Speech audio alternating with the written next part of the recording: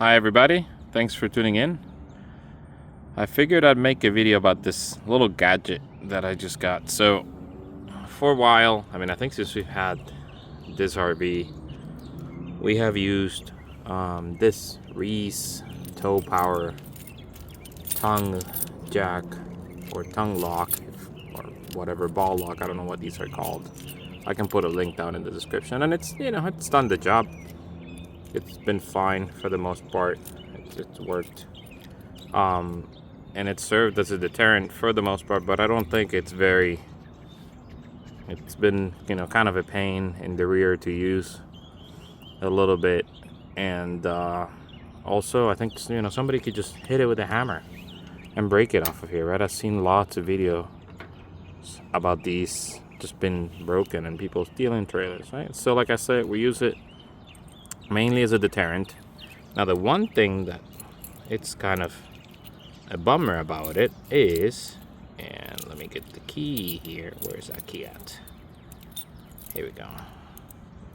That makes it a little bit of a pain is that because I grease my ball for the truck and the tongue to keep this out of rusting and keep it all well lubricated, then this is what happens. So whenever you're towing and you're storing this thing and you're moving it around, then you're getting your hands all greasy. And that's not a lot of fun, especially when doing setup and stuff like that where you don't have necessarily water. And so I keep like baby wipes around to kind of clean the grease out and stuff like that. So today we're getting rid of that and I'm putting in a new gadget. So hang tight.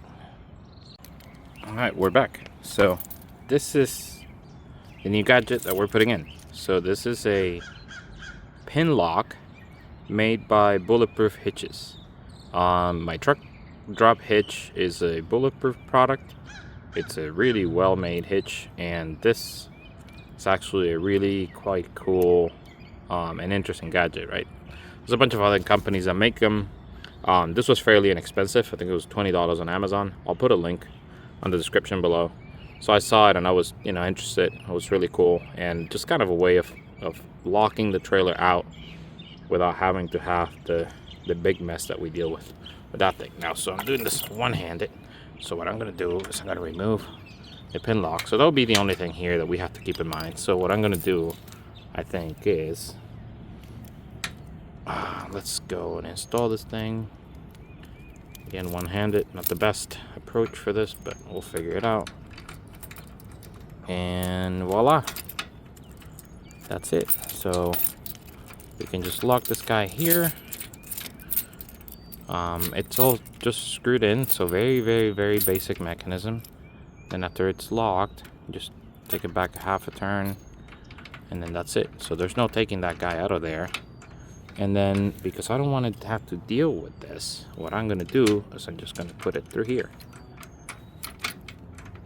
I don't have to remember, I keep spares of these, so it should be fine to just put it through here and then have it set up like that. Okay, like that. Yeah, so we'll keep it like that.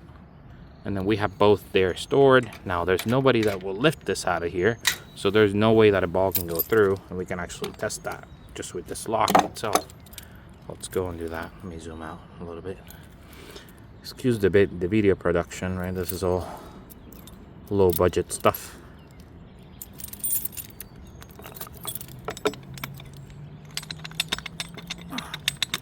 Come on.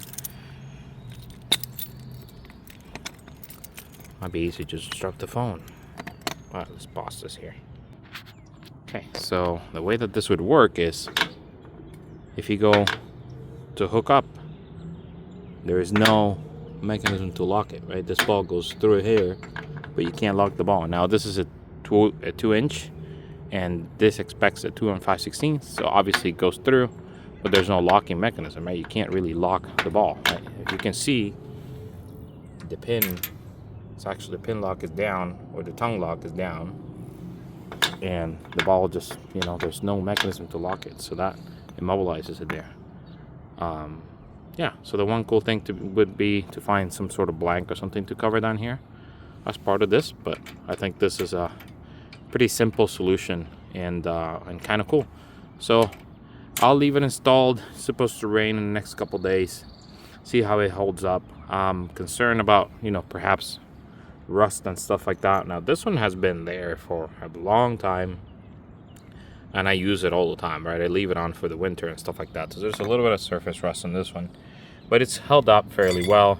And it's about 4 years old, I want to say.